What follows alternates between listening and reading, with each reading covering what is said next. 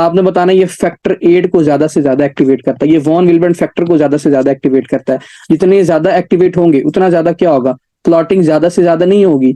अगर तो उसको टाइप 1 और टाइप 2 डिजीज चल रही है, ठीक है, वॉन विल्बेंट फैक्टर वो काफी हद तक इससे बेहतर नहीं हो जाएगा, तो हम इसका ट्रीटमेंट यही करते होते हैं। इसको एक दफा ऊपर से पढ़ लें।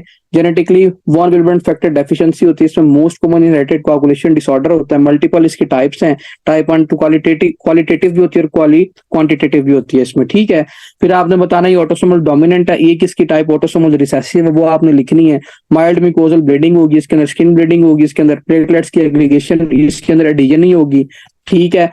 ब्लीडिंग टाइम इसके अंदर बढ़ जाएगा, पीटीटी बढ़ जाएगा, नॉर्मल पीटी रहेगा। उसकी रीजन पता क्या है, इसके अंदर जो फैक्टर 8 है ना वो इफेक्ट हो रहा है ना, बाकी फैक्टर तो सारे ठीक है ना। तो फैक्टर 8 किसके अंदर आता था, आपके पीटीटी के अंदर आ रहा था, इसीलिए इसके अंदर नॉर्मल पीटी और इसके अंदर पीटीटी का लेवल क्या कर देगा, इंक्रीज कर देगा।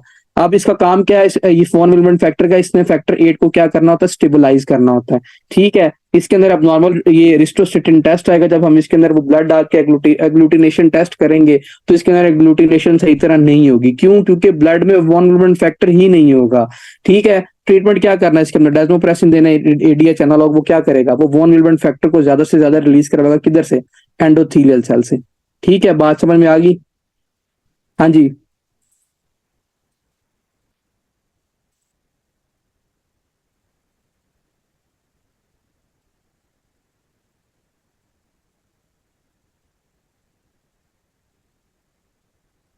बेटा जी, अब्बू जी जब कोई बात पूछे ना तो बता देते होते हैं, हाथों पे मेहंदी लगा के नहीं बैठते होते, ठीक है।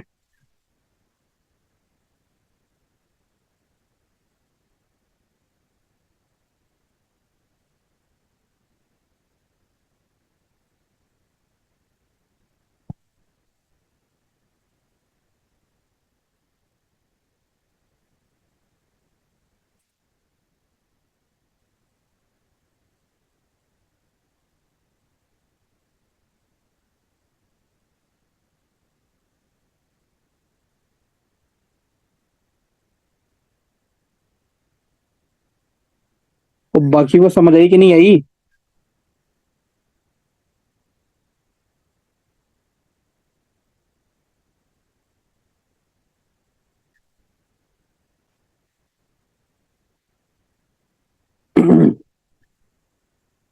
तो पहले आप सबके हाथ टूटे हुए थे, जब प्यार से पूछा तुम लोगों को समझ ही नहीं आती।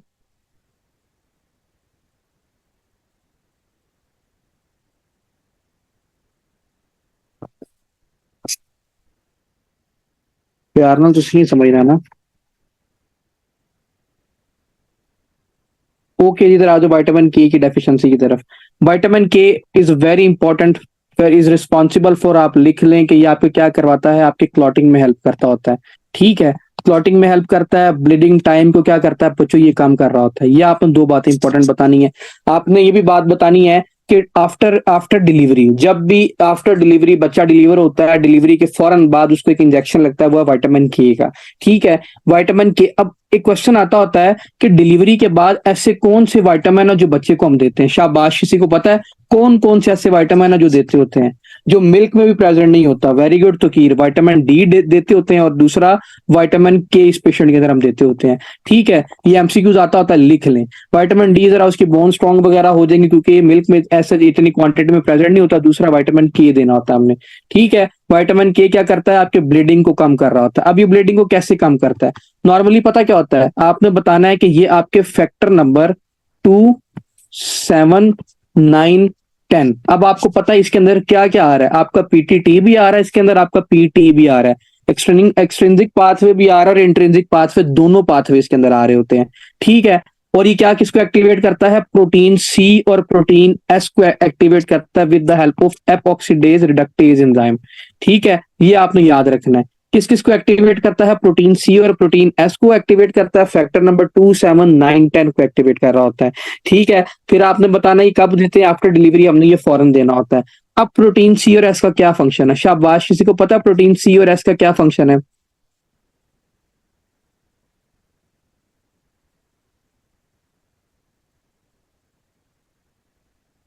ओके जी, ये क्या करता है, ज्यादा से ज्यादा ब्लीडिंग करता होता है।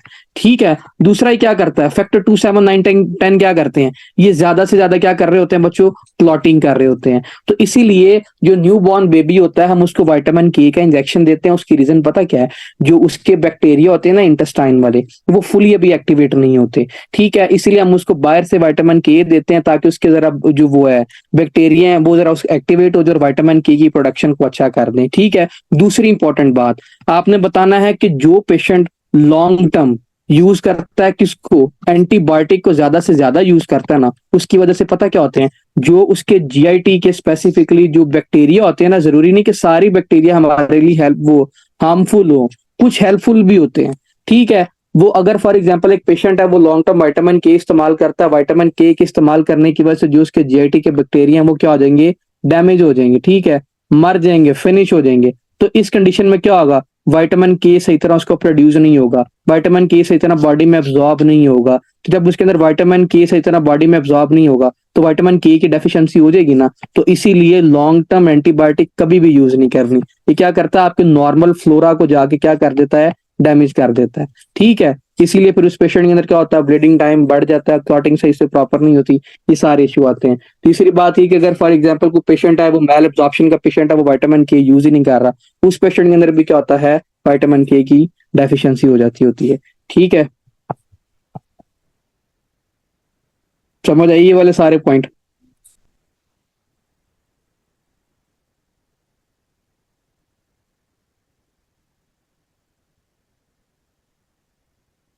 ओके, आगे आ जाइए। उसने आपकी बुक पे लिखा हुआ कि फॉर एग्जांपल अगर अब नॉर्मली इसके अंदर हीमोस्टेट के अंदर हीमोस्टेसिस अगर हो रही है, इशू हो रहा है उसमें, तो फिर ऐसी कौन कौन सी चीजें है जिसके अंदर हो सकता है।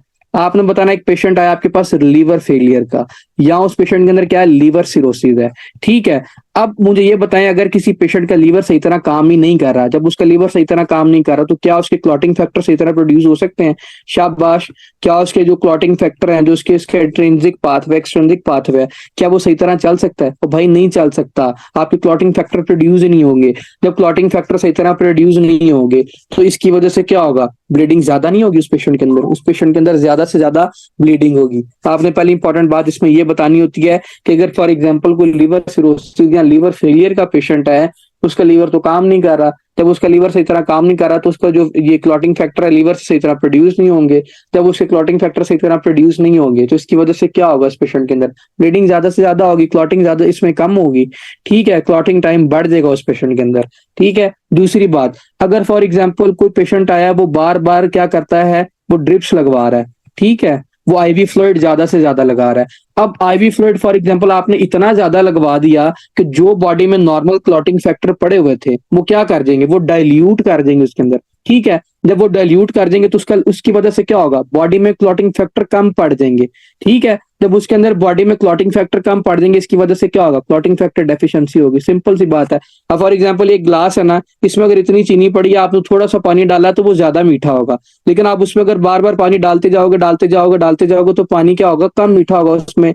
सिंपल यही बात है, जितना ज्यादा वॉल्यूम ट्रांसफ्यूज करवाएंगे उसकी वजह से क्या होगा, क्लॉटिंग फैक्टर बॉडी में कम हो जाएंगे, डाइल्यूट हो जाएंगे, तो इसकी वजह से क्या होगा, इसके अंदर हिमोस्टेसिस इफेक्ट हो सकती है, ब्लड क्लॉटिंग टाइम इसके अंदर भी क्या कर सकता है, बढ़ सकता है। ठीक है, समझ आ गई बात, समझ में आई ये वाली।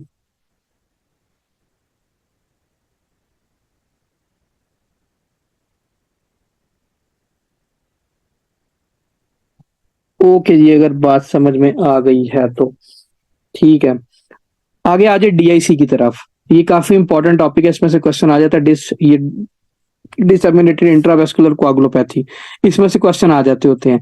डीआईसी स्टार्ट करने से पहले आपने सिंपल सी बात है कि याद रखनी है, इसके अंदर पता क्या होता है, आपके ना पैथोलॉजिकली एक्टिवेट हो जाते हैं कौन, क्लॉटिंग फैक्टर खुद ही इटसेल्फ ज्यादा से ज्यादा एक्टिवेट होना शुरू हो गए हैं। अब मुझे एक बच्चों बात बताओ, फॉर एग्जांपल एक वेसल है, उसके अंदर ज्यादा से ज्यादा क्लॉटिंग फैक्टर एक्टिवेट हो रहे हैं, जितने ज्यादा वो क्लॉटिंग फैक्टर एक्टिवेट हो रहे हैं उतनी ज्यादा वो क्या करवा रहे हैं, क्लॉटिंग करवा रहे हैं। तो जितनी ज्यादा बच्चे वो क्लॉटिंग करवाएंगे, मुझे ये बताएं, जब यहाँ से फॉर एग्जाम्पल ब्लड से प्लेटलेट्स गुजरेगा तो प्लेटलेट्स यहाँ से जब गुजरेगा वो डैमेज हो जाएगा, तो जब प्लेटलेट्स डैमेज हो जाएगा तो प्लेटलेट अपना सही तरह काम नहीं कर सकता, तो प्लेटलेट्स की डेफिशिएंसी हो सकती है इसमें। शाबाश, पहली बात ये बताएं, कोआगुलेशन ज्यादा हो रही है इसके अंदर, थ्रोम्बस ज्यादा से ज्यादा बन रहा है, लेकिन प्लेटलेट्स वहां से सही तरह गुजर नहीं सकता। जब प्लेटलेट्स वहां से सही तरह गुजर नहीं सकता तो प्लेटलेट्स की डेफिशिएंसी होगी इस पेशेंट के अंदर, प्लेटलेट्स की डेफिशिएंसी हो जाएगी इसके अंदर। ठीक है, दूसरा इस पेशेंट के अंदर पता क्या होता है, दूसरा इसके अंदर ये होता है, आपने बात हमेशा याद रखनी है, जब आरबीसीज पास करेंगे इसके अंदर से, एक थ्रोम्बस बना, थ्रोम्बस वाली जगह से आरबीसीज पास करेंगे, आरबीसीज टूट रहे हैं, तो जब आरबीसीज टूटेंगे इसकी वजह से क्या हो जाएगा बच्चों, एनीमिया नहीं हो जाएगा इस पेशेंट के अंदर। ये जनरल सिम्टम्स आते हैं पेशेंट के अंदर, ये आपने याद रखने हैं। अब डीआईसी होता क्यों है, हमेशा आपने याद रखना है कि फॉर एग्जांपल अगर एक फीमेल प्रेग्नेंट है ना, अगर एक फीमेल क्या है प्रेग्नेंट, उसके जो अमनियोटिक फ्लूइड होता है ना, अमनियोटिक सैक में एक क्लॉटिंग फैक्टर प्रेजेंट होता है। शाबाश, किसी को पता है वो कौन सा होता है, कौन सा ऐसा क्लॉटिंग फैक्टर है जो वहां पे प्रेजेंट होता है?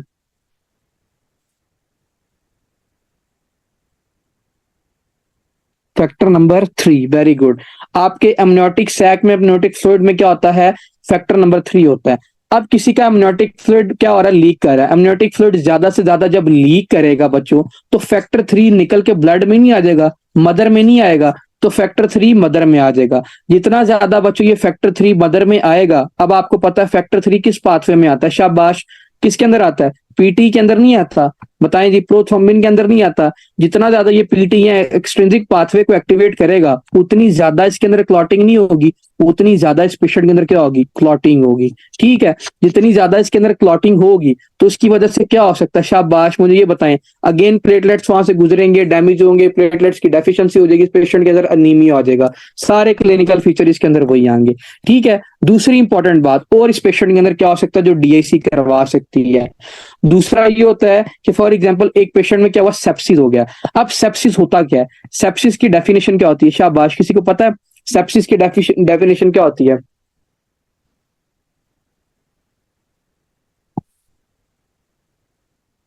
वो तो सेप्टिसीमिया भी कह सकते हैं फिर हम। अच्छा तुकीर, सेप्टिसीमिया, शाबाश, अभी अब एक बात बताओ, सेप्टिसीमिया और बैक्टीरीमिया में क्या डिफरेंस है, इन दोनों में क्या फर्क है? शाबाश, ये एक टॉपिक सेट के बाद है, लेकिन पता होना चाहिए कि सेप्टिसीमिया और बैक्टीरीमिया में क्या फर्क है।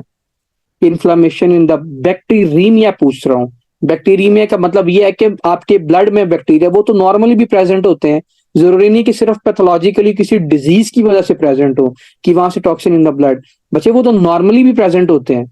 सेप्टिसी ये बैक्टीरियमिया में आपके बैक्टीरिया नॉर्मली भी ब्लड में प्रेजेंट होते हैं, जरूरी नहीं है कि सिर्फ वो किसी डिजीज की वजह से ही हो, नॉर्मल जो फ्लोराज होते हैं वो प्रेजेंट होते हैं उसके अंदर, बैक्टीरिया प्रेजेंट होते हैं ब्लड के अंदर, जरूरी नहीं कि सिर्फ किसी डिजीज की वजह से ही आपके उसके अंदर जा रहे हो और आपकी कोई ना कोई डिजीज करवाएं आगे। ठीक है, याद रखना है सेप्टिसीमिया और बैक्टीरियमिया में क्या डिफरेंस है। सेप्टिसीमिया का मतलब ये होता है कि बैक्टीरिया आपके क्या हुआ, ब्लड में आया, ठीक है, और वो आगे ग्रो कर रहा है, वेरी इंपॉर्टेंट पॉइंट, वो आगे अपनी कॉलोनीज बना रहा है ज्यादा से ज्यादा, this is known as septicaemia, blood के अंदर। ठीक है, बैक्टीरियमिया का मतलब है कि सिंपल बैक्टीरिया आपके ब्लड के अंदर है, वो आगे ग्रो नहीं कर रहा, कॉलोनीज अपनी नहीं बना रहा, ये दोनों में डिफरेंशियल पॉइंट है, याद रखना है। और सेप्सिस का मतलब ये होता है कि आपकी बॉडी में क्या फैल जाए, इन्फेक्शन फैल दे, इन्फेक्शन फैलने की वजह से आपके ऑर्गन डिसफंक्शन होना स्टार्ट हो जाए, this is known as sepsis.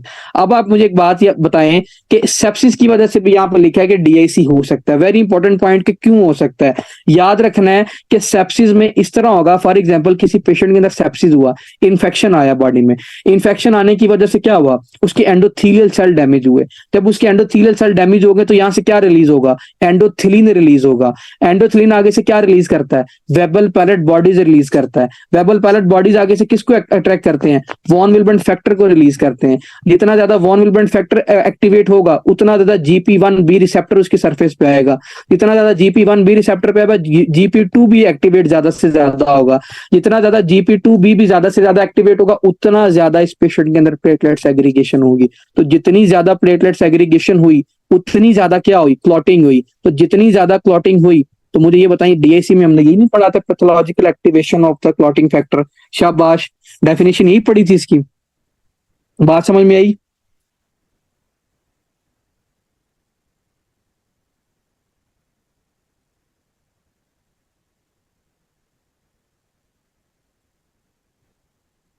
Okay, तो फिर आपने बताना है कि सेप्सिस की वजह से भी मोस्ट लाइकली अगर पूछा जाए ऐसा कौन सा इसके अंदर पैथोजन हो सकता है, आपने बताना नेजेरिया मेनिंजाइटिस हो सकता है, इकोलाई हो सकता है, ये एंडोटॉक्सिन रिलीज करते हैं उसकी वजह से हो सकता है, फिर कुछ कैंसर है फॉर एग्जांपल